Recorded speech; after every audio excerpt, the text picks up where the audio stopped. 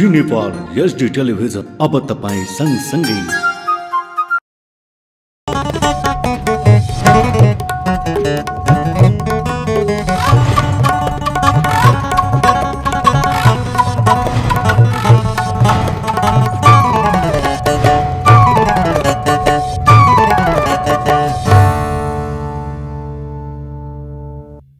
नमस्कार, जी नेपाल न्यूजमा यहाँलाई स्वागत छ। म खेमा जोशी। सुरु गरौं प्रमुख समाचारका शीर्षकहरूबाट। आगामी निर्वाचन निष्पक्ष र भयरहित वातावरणमा गराउन सबै प्रक्रिया पूरा गरेको प्रधानमन्त्री देउबाको भनाई। कांग्रेसलाई अत्याधिक मतले जित दिलाउने गरी तयारी गर्न आग्रह।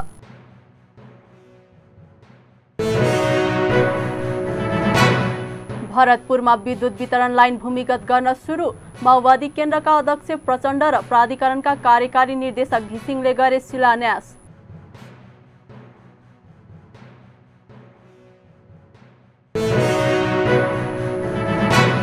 दुई वर्षभित्र सबैको घरमा विद्युत जडान गर्ने ऊर्जा जलस्रोत तथा सिंचाई मन्त्री भूषालको प्रतिबद्धता। हाल 95% जनताको घरमा विद्युत जडान भएको उल्लेख।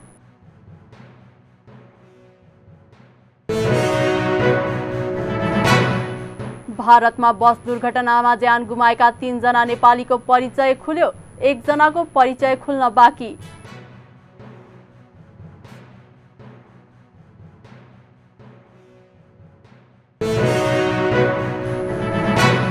र दोस्रो एक दिवसीय क्रिकेटमा नेपालद्वारा केन्यालाई 231 रनको चुनौती। दिपेन्द्र सिंह एरी र पवन सराफ समान 2 रनमा आउट। अब समाचार विस्तारमा। प्रधानमन्त्री शेरबहादुर देउबाले निष्पक्ष र भयरहित वातावरणमा आगामी निर्वाचन गराउन सरकारले आवश्यक व्यवस्था मिलाइसकेको बताउनु भएको छ।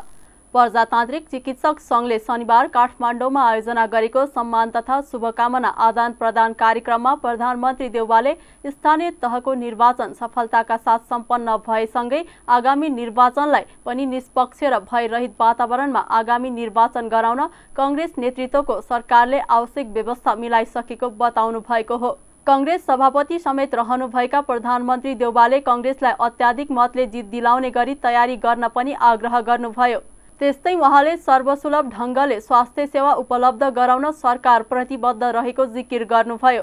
आवश्यक बजेट छुट्याएर स्वास्थ्य क्षेत्रको भौतिक संरचनाको निर्माण र स्वास्थ्य जनशक्तिको विकासका लागि विभिन्न कार्यक्रमहरू आयोजना गरिएको उहाँले बताउनुभयो। कोरोना लगायतका महामारीमा आफ्नो ज्यानको परवाह नगरी सेवा प्रदान गर्ने स्वास्थ्य कर्मीको मुलुकको विकासका लागि ठूलो योगदान हुने उहाँको विश्वास छ। उहाँले स्वास्थ्य सेवा महँगो हुँदा जनताले समयमा नै उपचार नपाई कष्टकर जीवन बिताउनु पर्ने भएकाले स्वास्थ्य सेवालाई सस्तो र सुलभ बनाउन जरुरी रहेको बताउनुभयो। मुलुकको अहिले प्रदेश तथा जनप्रति सभाको निर्वाचनको सैलामा छ देश। नेपाली कांग्रेसको नेतृत्वमा गठित सरकारले आगामी चुनाव निष्पक्ष भयरहित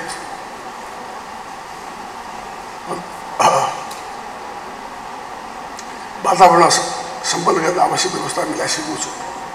आगामी निर्वाचनमा मुलुक सबैभन्दा ठुलो लोकतान्त्रिक दल नेपाली कांग्रेसलाई अत्याधिक मतले विजयी गराउन तपाईँ सम्पूर्ण चिकित्सक साथीहरूले आफ्नो क्षेत्रबाट आवश्यक सहयोग गर्न आवश्यक छ।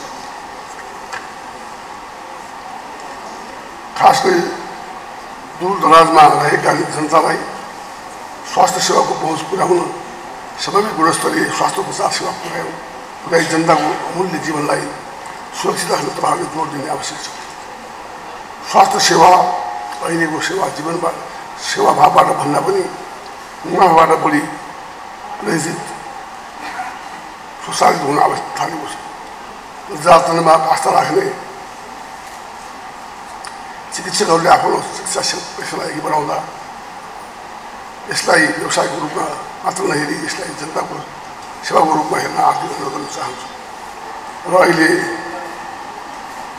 वार्ता गर्ने हो भने चिकित्सकहरूले कोभिड-19 को विरुद्ध लड्दाखेरि धेरै ज्यान गुमाएका छन्। र पहिलो कन्ट्याक्ट पोइन्टको रूपमा चिकित्सकहरू नै थिए, औषधि थाहा पनि थिएन। नयाँ कुरा भएको थियो त्यसैले यसमा चाहिँ नि चिकित्सक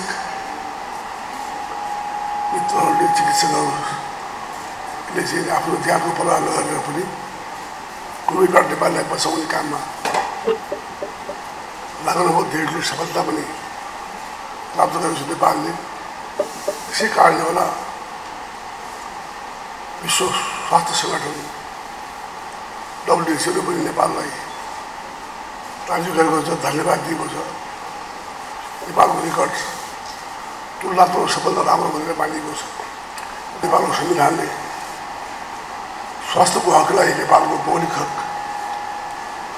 अन्तर्गत समावेश गरेर आधारभूत स्वास्थ्य सेवाको सुनिश्चित गरेको सबैलाई। सरकार पनि यसमा चाहिँ सर्वसुलभ ढङ्गले स्वास्थ्य सेवा सम्पूर्ण नेपाललाई उपलब्ध गराउन कटिबद्ध पनि छ। तर त्यसै कारण चाहिँ विकासका लागि सरकारले प्राथमिकताका साथ बजेट छुट्याई यस क्षेत्रमा मौलिक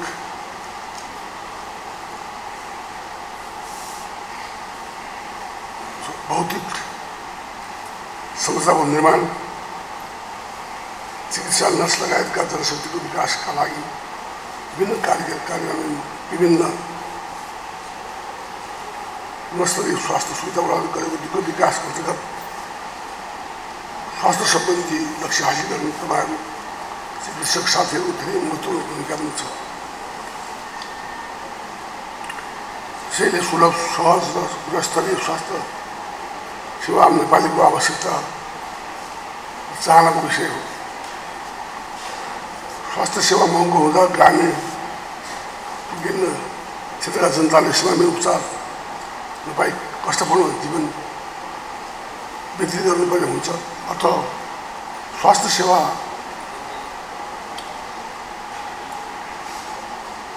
चिकित्सा शिक्षालाई सम्भव भएसम्म सस्तो र सुलभ बनाई सबैको पहुँच योग्य बनाउन जरुरी पनि छ। अमूल्य जीवन जोगाउन यहाँहरूको उहाँले गर्नुभएको योगदानको सरकार उच्च कदर सम्मान गर्दछ। आफ्नो जीव ज्यानलाई समेत जोखिममा राख्दै तपाईँहरूले महामारीको कठिन समयमा। कार्यक्रममा कांग्रेस नेता शेखर कोइरालाले मुलुकको विकासका लागि शिक्षा र स्वास्थ्य क्षेत्रमा पर्याप्त बजेट छुट्याउनु पर्ने बताउनुभयो। नेता कोइरालाले कुनै पनि देशलाई समृद्ध बनाउनका लागि स्वास्थ्य र शिक्षामा बजेट पर्याप्त मात्रामा उपलब्ध गराउनु पर्ने बताउनुभयो।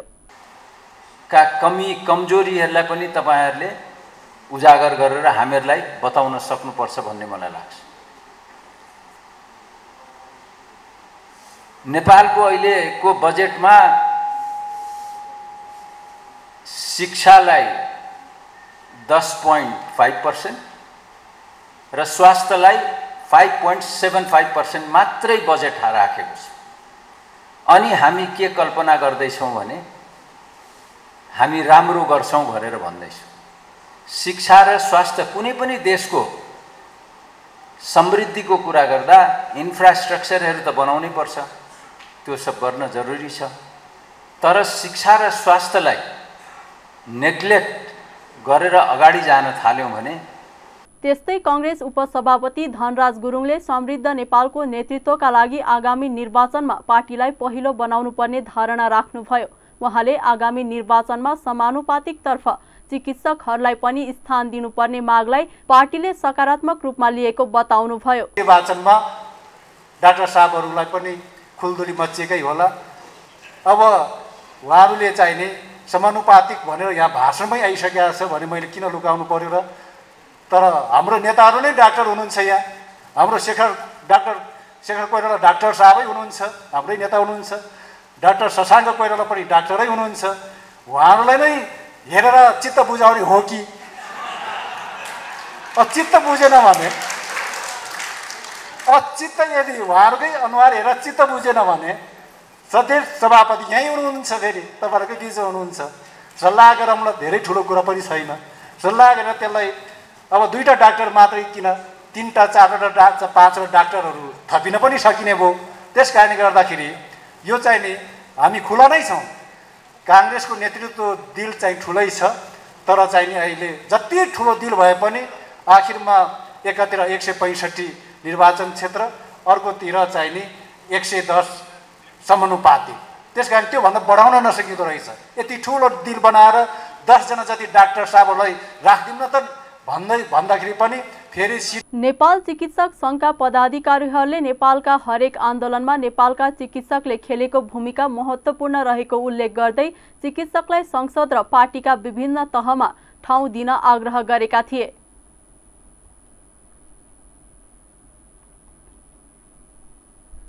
सञ्चार तथा सूचना प्रविधि मन्त्री ज्ञानेन्द्र बहादुर कार्कीले अन्तर्राष्ट्रिय क्षेत्रमा पुर्याउने गरी नेपालको चलचित्र क्षेत्रको विकास गर्नुपर्ने बताउनु भएको छ। नेपाल चलचित्र निर्माता सङ्घका 16औं वार्षिक साधारण सभाका अवसरमा शनिबार काठमाडौँमा आयोजित कार्यक्रममा मन्त्री कार्कीले अहिले लाखौं नेपालीहरू रोजगारका लागि विभिन्न देशमा रहेको भन्दै नेपालको चलचित्र क्षेत्रलाई अन्तर्राष्ट्रिय क्षेत्रमा पुर्याउने गरी विकास गर्नुपर्ने बताउनु भएको हो। विदेशमा रहेका नेपालीहरूलाई पनि सहज रूपमा नेपाली चलचित्र हेर्न सक्ने गरी काम गर्नुपर्ने उहाँको सुझाव छ। त्यस्तै मन्त्री कार्कीले धेरै राम्रा सिनेमाहरू बनेको र आगामी दिनमा कला संस्कृति र भूगोललाई मध्यनजर गर्दै बनाई विश्व बजारमा राम्रै स्थान पाउने जिकिर गर्नुभयो। मुलुकमा रेमिटेन्स पठाएर त्यही रेमिटेन्सले हाम्रो अर्थतन्त्रलाई अगाडि बढाउन मद्दत पुगिरहेको छ। उनले त्यहाँ काम गर्छ। म आफैले पनि अनुभव गरेको छु। म जर्मनीमा पढ्न जाँदाखेरि दिनभरि पढिसकेर आएर 2टा नेपाली गीत सुन्दा मात्रै पनि नयाँ किसिमको ऊर्जा भएको फिल गर्छ। त्यस्तै हामीले यो क्षेत्रलाई उहाँहरूलाई पनि ध्यानमा राखेर हामीले सिनेमाहरूको निर्माण गर्न सक्नु भनेदेखि त्यहाँ पनि हाम्रो ठुलो बजार छ भन्ने मलाई लाग्छ। त्यतातर्फ पनि तपाईँहरूको ध्यान जान जरुरी छ। हाम्रा धेरै राम्रा सिनेमाहरू बनेका छन् र अहिले सूचना र प्रविधिको तीव्रतर विकासले गर्दा संसार नै एउटा गाउँको गाउँ जस्तो परिणत भएको छ। यी कुरालाई ध्यानमा राखेर हामीले बनाउने हाम्रो कला संस्कृति र भूगोललाई प्रतिनिधित्व गर्दै बनाउने हाम्रो सिनेमाहरूले हामी आशा गर्छौँ भोलिको दिनमा विश्व बजारमा पनि यो बित्न सक्छ। नेपाली भाषालाई तपाईहरु आफै जान्नुहुन्छ, डबिङ गरेर जुनसुकै भाषामा बनाउन सक्छ। यी सबै कुरामा यहाँ उपस्थित हुनुभएका स्थापित व्यक्तित्वहरू कार्यक्रममा विभिन्न व्यक्तित्वहरूलाई सम्मान गरिएको थियो।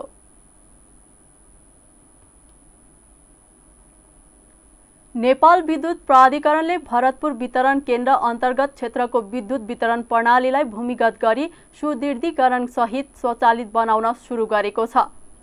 पूर्व प्रधानमन्त्री एवं नेकपा माओवादी केन्द्रका अध्यक्ष पुष्पकमल दाहाल प्रचण्ड र प्राधिकरणका कार्यकारी निर्देशक कुलमान घिसिङले शनिबार निर्माण कार्यको शिलान्यास गरेका छन्। पोखरा भरतपुर वितरण प्रणाली सुदृढीकरण आयोजना अन्तर्गत भरतपुरका मुख्य शहरी क्षेत्रहरूमा 33 केभी line 36 kilometre, 11 केभी line 75 kilometre, 400 भोल्टको line 70 kilometre लाइनलाई भूमिगत गरिनेछ।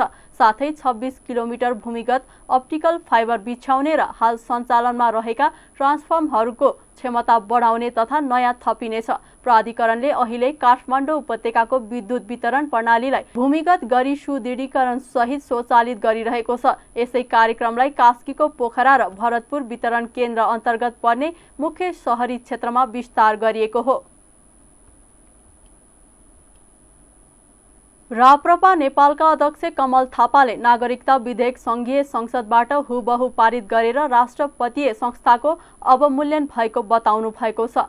शनिबार काठमाडौँमा आयोजित पार्टी प्रवेश कार्यक्रममा थापाले राष्ट्रपतिले सुझाव सहित नागरिकता विधेयक फिर्ता पठाए पनि त्यसलाई पुनः दबाव हुबहु पारित गरेर राष्ट्रपतीय संस्थाको अवमूल्यन भएको बताउनु भएको हो। उहाँले गठबन्धन दलले नागरिकता विधेयक हुबहु पारित गरेर मुलुकलाई अप्ठ्यारोमा धकेल्न खोजेको आरोप लगाउनु भयो। त्यस्तै थापाले आगामी निर्वाचनबाट संसदमा सम्मानजनक उपस्थिति हासिल गर्न सके हिन्दू राष्ट्र पुनर्स्थापनाको पक्षमा देशव्यापी आन्दोलन गर्ने जिकिर गर्नुभयो।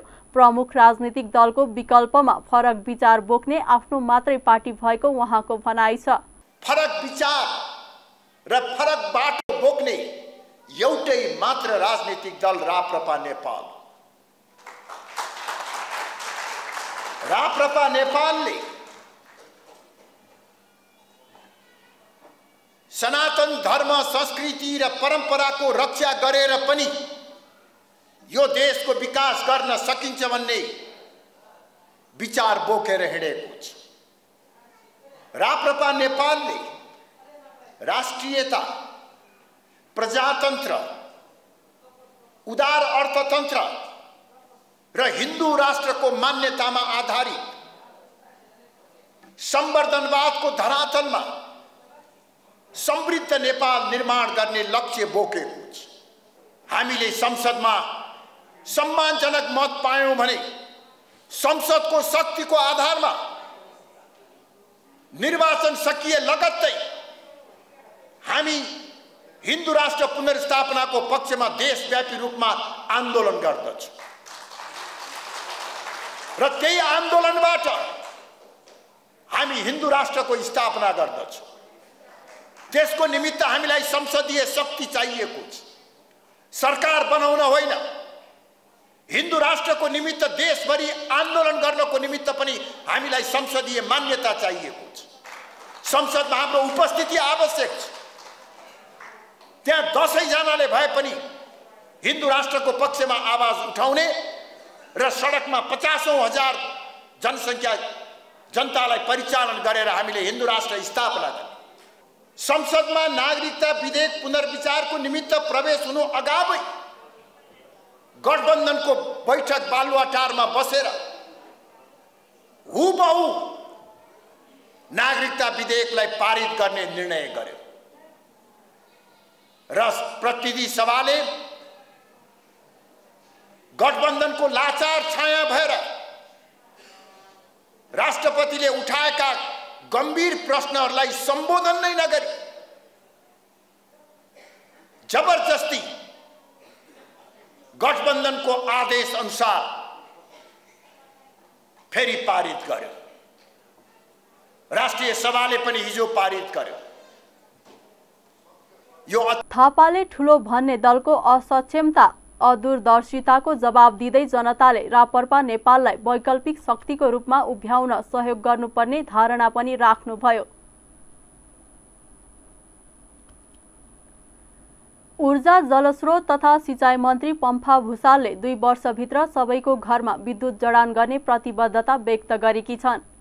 नेपाल विद्युत प्राधिकरणले काठमाडौँमा आयोजना गरेको एक कार्यक्रममा बोल्दै मन्त्री भुसालले हाल 95% जनताको घरमा विद्युत जडान भएको उल्लेख गर्दै 2 वर्षभित्र सबैको घरमा जडान गर्ने सरकारको योजना रहेको बताइन्।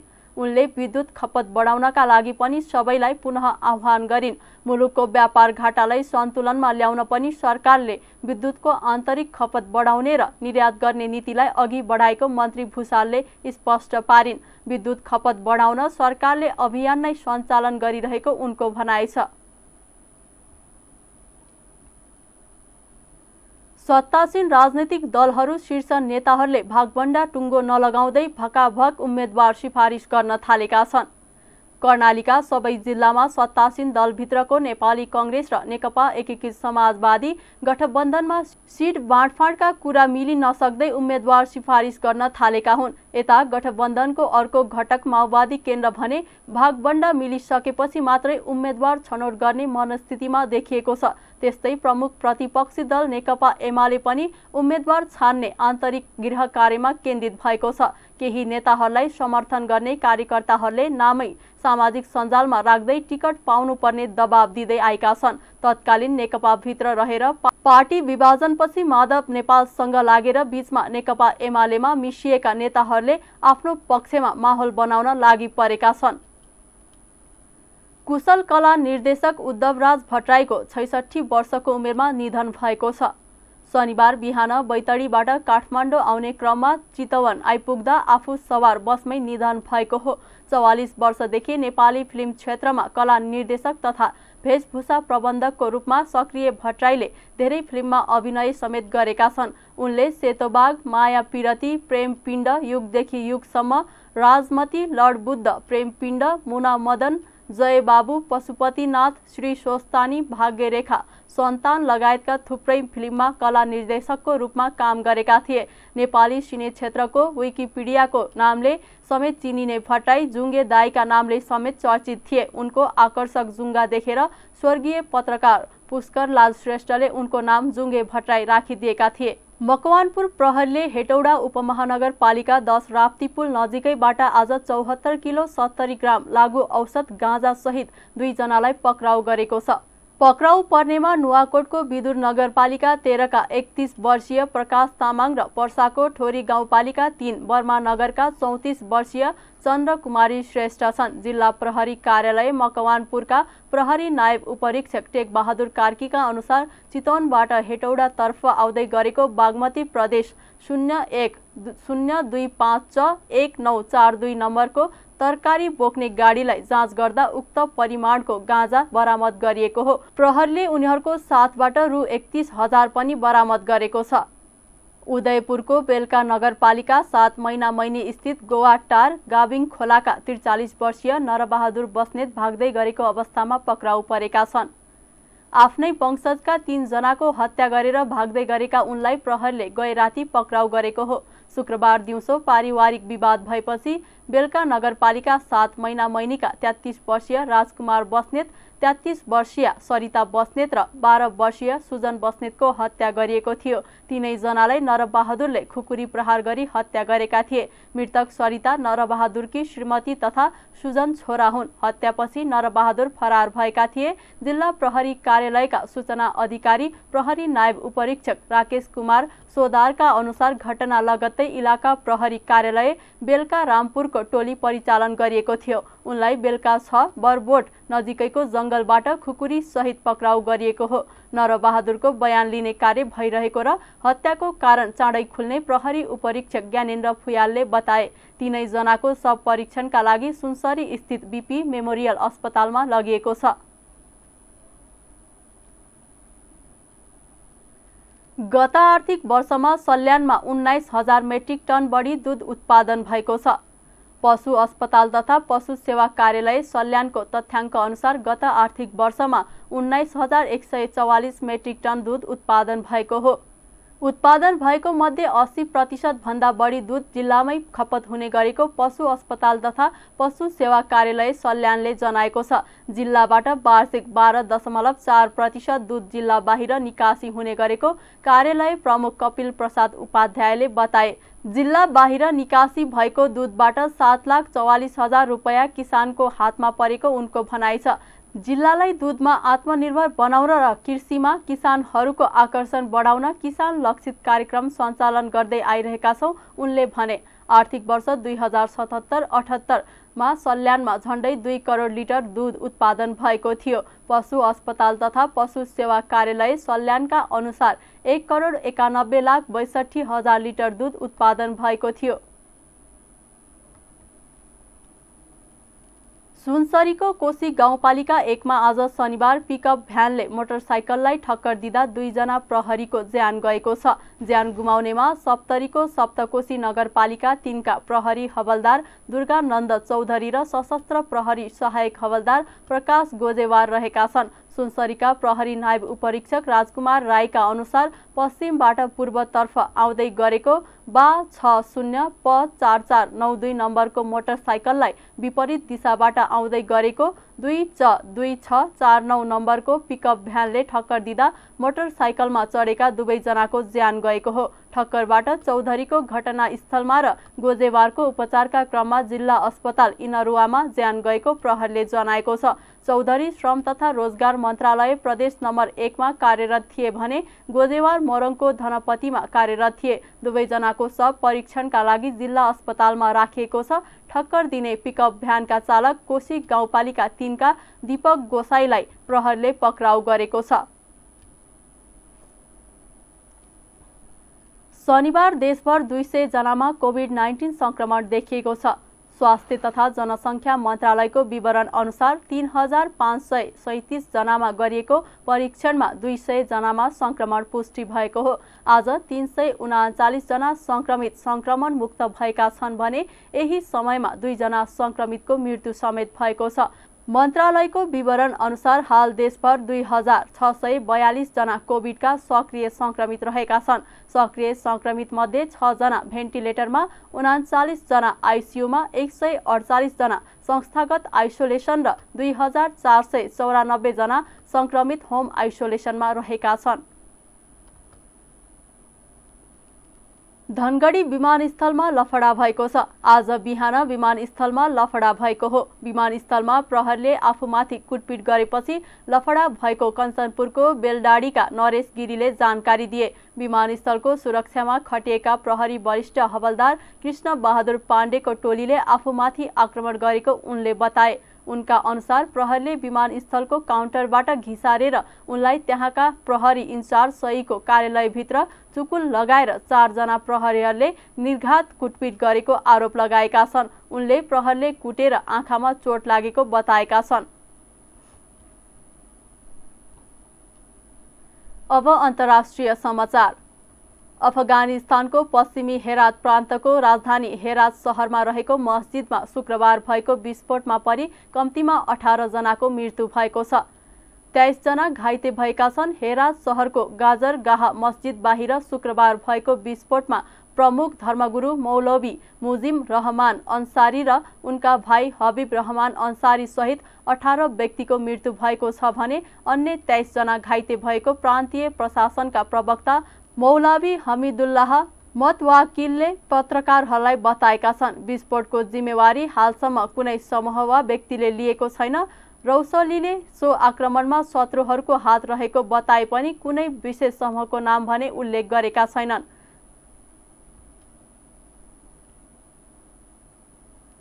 भारतको उत्तर प्रदेशमा ट्रकले बसलाई ठक्कर दिँदा 4 जना नेपालीको ज्यान गएको छ। ट्रकले बसलाई ठक्कर दिँदा अरू 24 जना घाइते भएका छन्।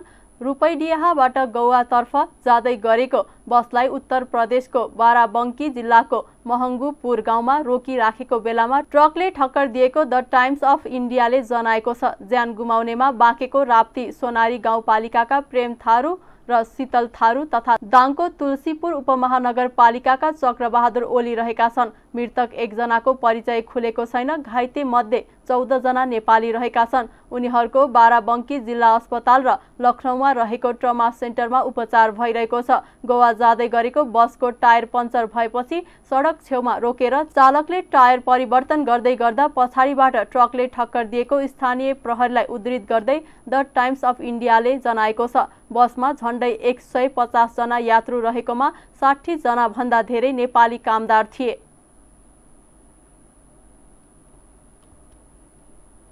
अब खेल समाचार। दोस्रो एक दिवसीय क्रिकेटमा नेपालले केन्यालाई 231 रनको चुनौती दिएको छ। नैरोबीको जिमखाना क्रिकेट मैदानमा जारी खेलमा टस जितेर पहिला ब्याटिङ गरेको नेपाल निर्धारित 50 ओभरको खेलमा 4 बल बाँकी छँदै 230 रनमा अल आउट भएको हो। नेपालका लागि रोहित पौडेलले 78 रनको अर्धशतकीय पारी खेले। उनले 94 बलमा 7 चौका प्रहार गरे। देव खनालले 37, सोमपाल कामीले 26, ज्ञानेन्द्र मल्लले 25, बसिर अहमदले 17, अदिल अन्सारीले 14, करण केसीले 11, अर्जुन सावदले 5 रन बनाए। दिपेन्द्र सिंह एरी र पवन सराफ समान 2 रनमा आउट भए। खेल समाचारसँगै हामी जी नेपाल न्युजको अन्त्यमा आइसकेका छौं। जाँदा जाँदै प्रमुख समाचारका शीर्षकहरू पुनः एकपटक। आगामी निर्वाचन निष्पक्ष र भयरहित वातावरणमा गराउन सबै प्रक्रिया पूरा गरेको प्रधानमन्त्री देउबाको भनाई। कांग्रेसलाई अत्याधिक मतले जित दिलाउने गरी तयारी गर्न आग्रह।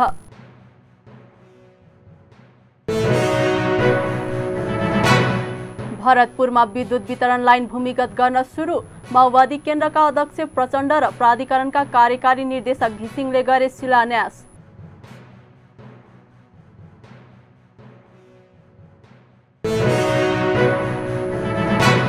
दुई वर्षभित्र सबैको घरमा विद्युत जडान गर्ने ऊर्जा जलस्रोत तथा सिँचाइ मन्त्री भुसालको प्रतिबद्धता। हाल 95% जनताको घरमा विद्युत जडान भएको उल्लेख।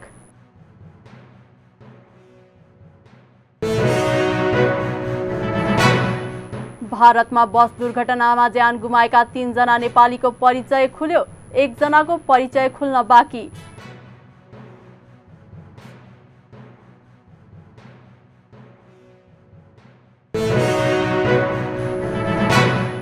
र दोस्रो एक दिवसीय क्रिकेटमा नेपालद्वारा केन्यालाई 231 रनको चुनौती।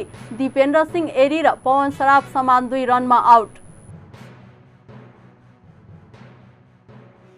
प्रमुख समाचारका शीर्षकसँगै अहिलेका लागि जी नेपाल न्युज सकियो। ताजा समाचार र मनोरञ्जनका लागि जी नेपाल न्युज हेर्दै गर्नुहोला। नमस्कार।